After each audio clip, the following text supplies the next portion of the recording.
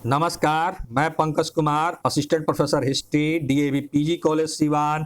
मैं आज आप लोगों से causes of the rise of the Magadha empire, Magadha साम्राज्य के उदय के कारण पर चर्चा करूंगा। मगध साम्राज्य का उदय प्राक मौर्ययुगीन भारतीय राजनीति की एक महत्वपूर्ण घटना है। अपने समकालीन 16 महाजनपदों में मगध ने सबको पीछे छोड़कर एक विशाल साम्राज्य की स्थापना की। मगध साम्राज्य के उत्कर्ष में अनेक भौगोलिक, आर्थिक, सामाजिक, राजनीतिक कारणों ने योगदान दिया।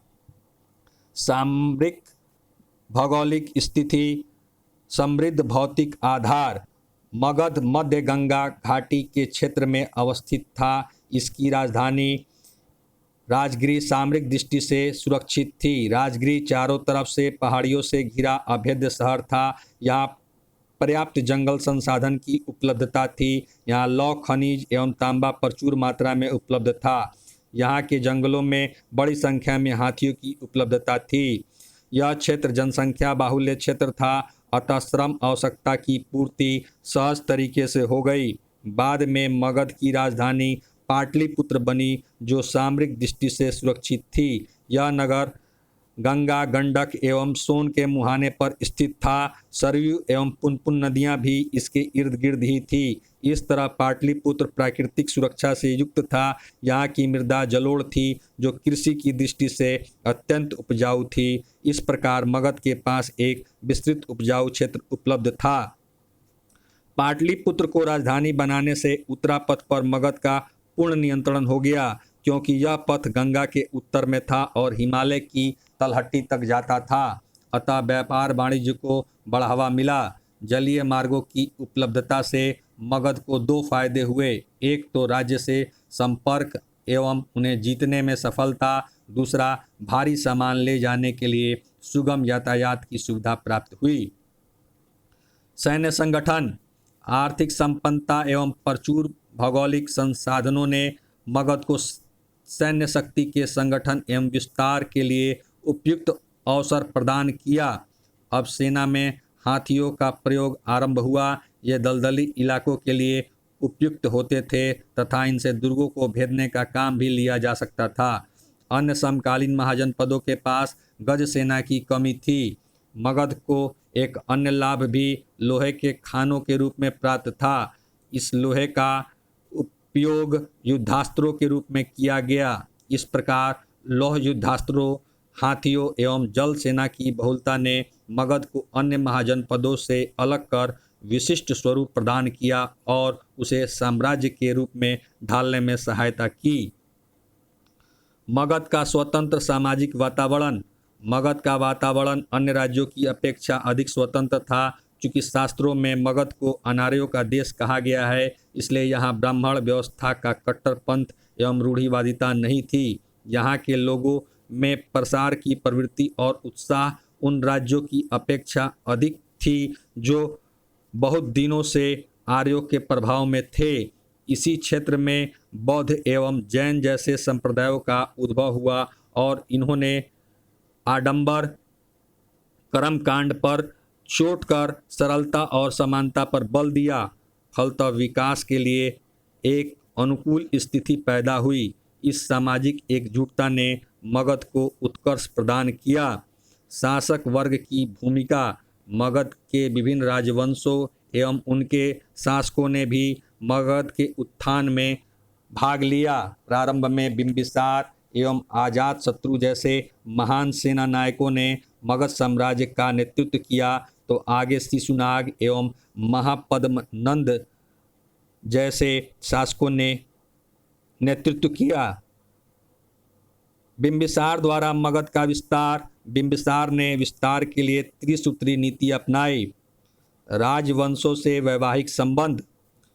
यूरोप में हैप्सबर्ग एवं ब्रुवो राजवंश के राजाओं की तरह बिंबिसार ने भी तत्कालीन राजवंशों से वैवाहिक संबंध स्थापित किए। इन वैवाहिक संबंधों से वे राज्य मगध के मित्र बन गए। साथ ही उसे नए क्षेत्र एवं धन की भी प्राप्ति हुई। कौशल के राजा प्रसेनजीत की बहन महाकोशला से बिंबिसार ने विवाह किया और काशी का क्षेत्र प्राप्त किया, जिसकी आय 1 लाख वार्षिक थी।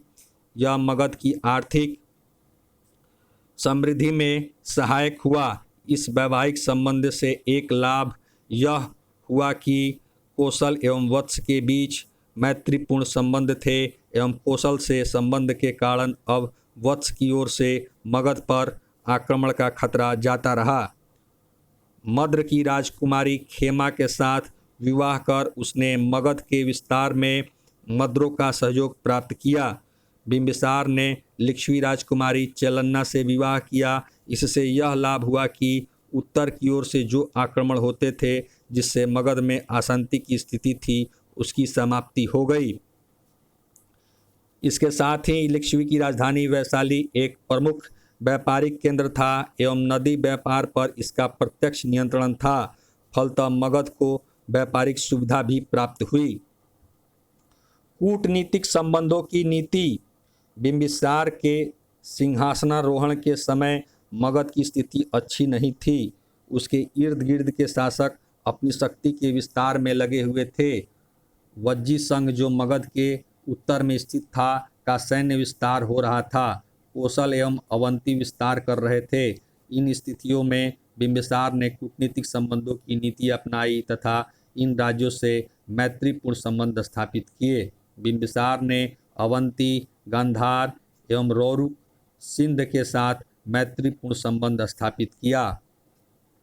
अवंती का शासक चंड प्रद्योत एवं गांधार का शासक पुष्कासिरीन एवं रोरुक का शासक रुद्रायन था।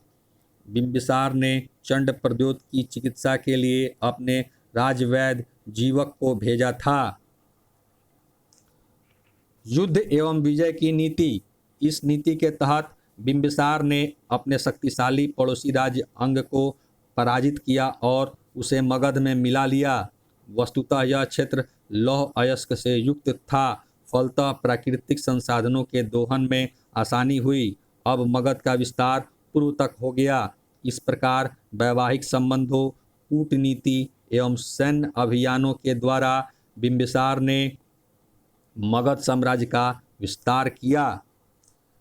इसके अतिरिक्त बिंबिसार ने मगध में व्यवस्थित शासन की नींव डाली। विभिन्न पदाधिकारियों की नियुक्ति की। नियमित कर वसूली की व्यवस्था की, जो उसकी आर्थिक सैनिक शक्ति का आधार बना। न्याय व्यवस्था को भी उसने सुदृढ़ किया। धार्मिक दृष्टि से भी बिंबिसार उदार था।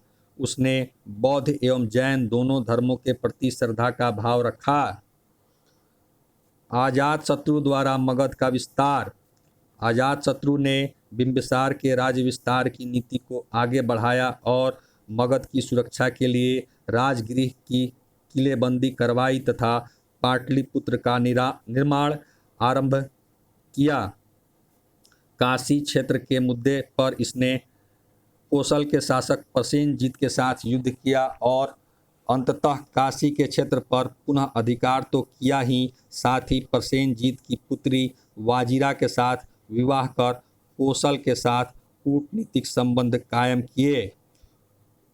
उसकी लिच्छवी पर विजय अत्यंत महत्वपूर्ण थी, क्योंकि पूर्वी भारत में मगध की सत्ता उस समय तक श्रेष्ठ नहीं बन सकती थी जब तक कि लिच्छवियों के राज्य को नष्ट नहीं किया जाता।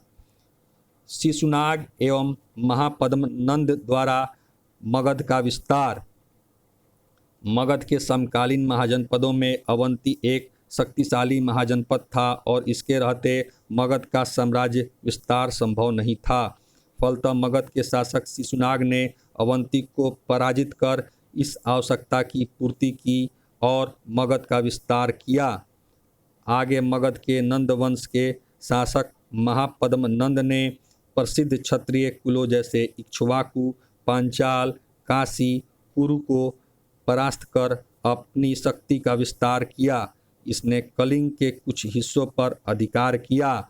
इस प्रकार बिंबिसार ने मगध के विस्तार की जो नीति शुरू की, अब वह अपनी पराकाष्ठा पर था।